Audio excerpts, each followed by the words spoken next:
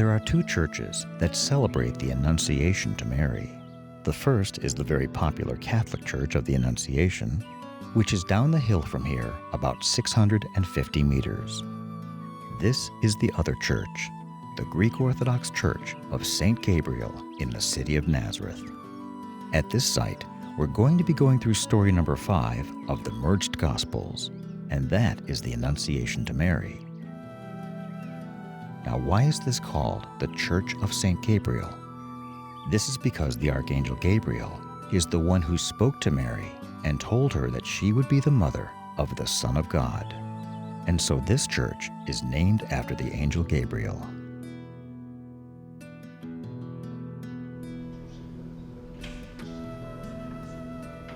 Now, much of the material that we read in the Gospels actually comes to us through Mary, including the account of her Annunciation.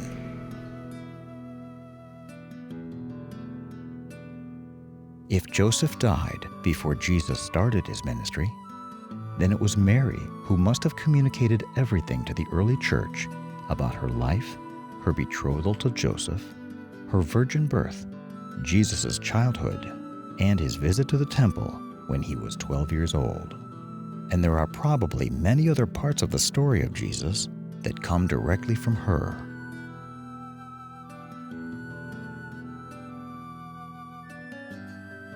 The Catholic Church of the Annunciation and this Greek Orthodox Church of St. Gabriel are not competing shrines, but rather they complement each other, because the Catholic Church was the site of Mary's home. But this Orthodox Church is the site where Mary first heard the voice of the angel Gabriel. You see, the Church of St. Gabriel is built over a spring, which is nothing more than a trickle of water that appears briefly above ground. In the time of Jesus, this was one of the places where all the townspeople in Nazareth came to get water. If they hadn't collected enough rainwater that they kept in cisterns, this was one of the only places to get it.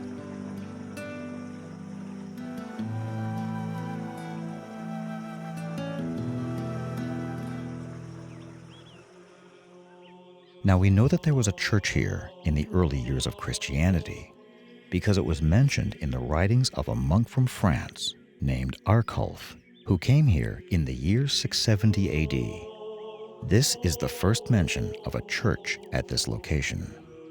And it's interesting that Arculf describes this church as being built over the house where Jesus grew up.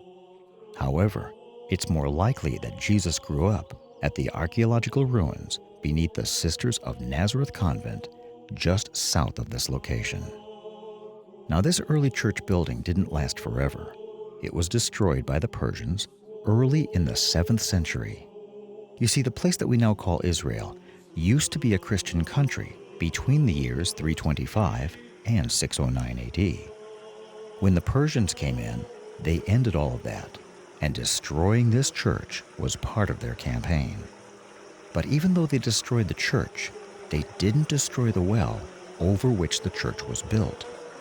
Nonetheless, the church was left in ruins until the 12th century, when the Crusaders came in and rebuilt it.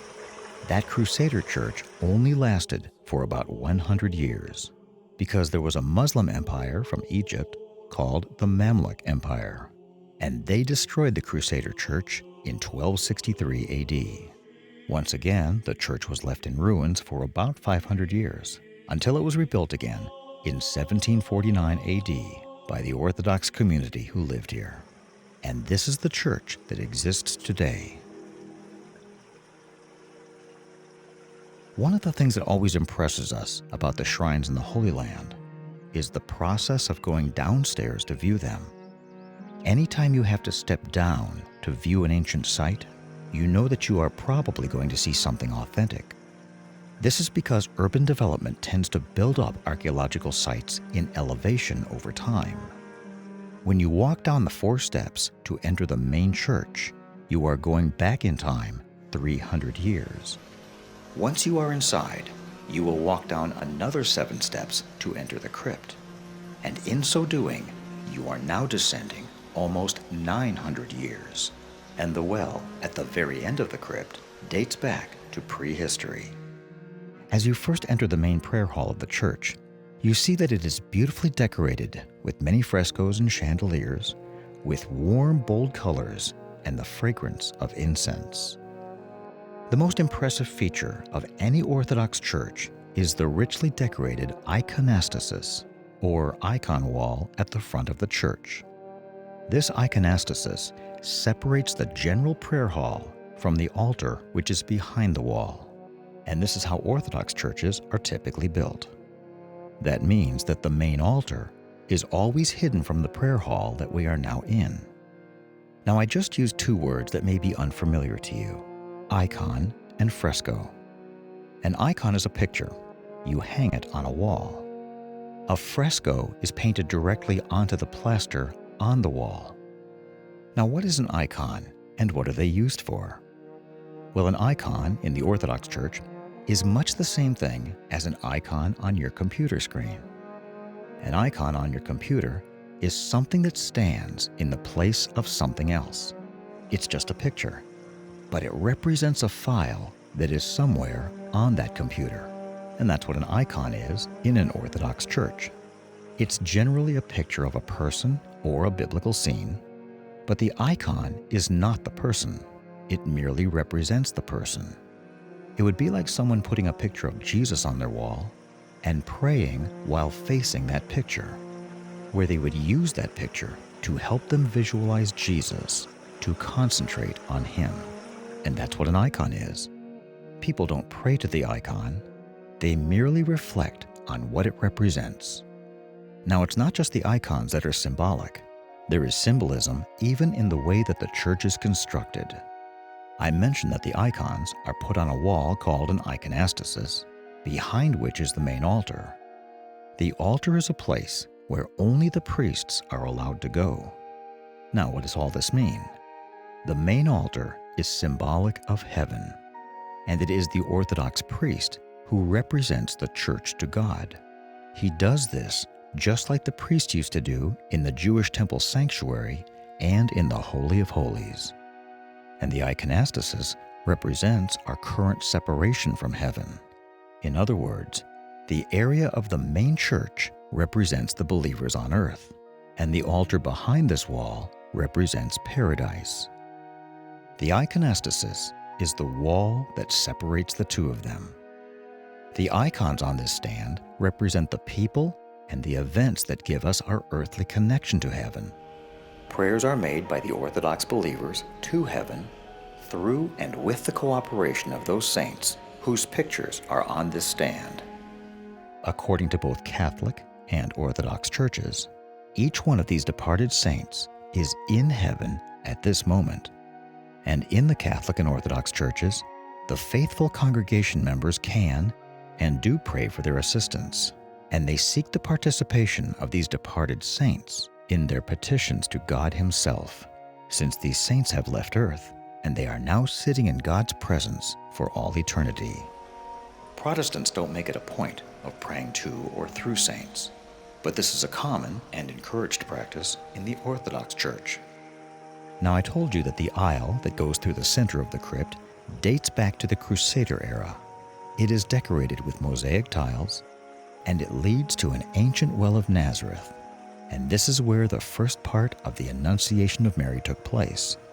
In fact, the walls in this hallway have Arabic writing that says, "The Annunciation to the Virgin Mary, nearby the spring." Now you may ask, why do we believe that the Annunciation started here when there is a big Catholic church down the street that covers the traditional home of Mary? The reason is because history tells us that the Annunciation took place in two parts. The first part was in this church, and the second part was in the Catholic Church.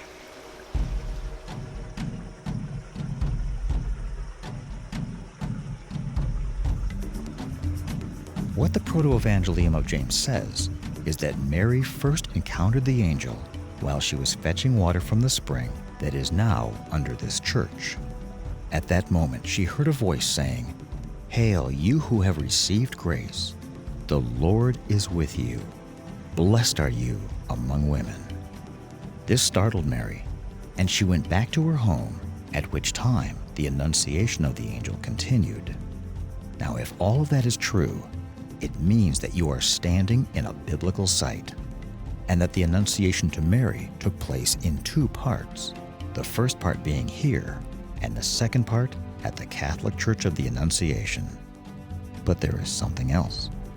When you are in the corridor of the crypt, you are within the 3-foot circle of both Mary and probably Jesus as well, since he lived in Nazareth for 27 years of his life, and he was probably here many times, fetching water in the very same place where you were just standing.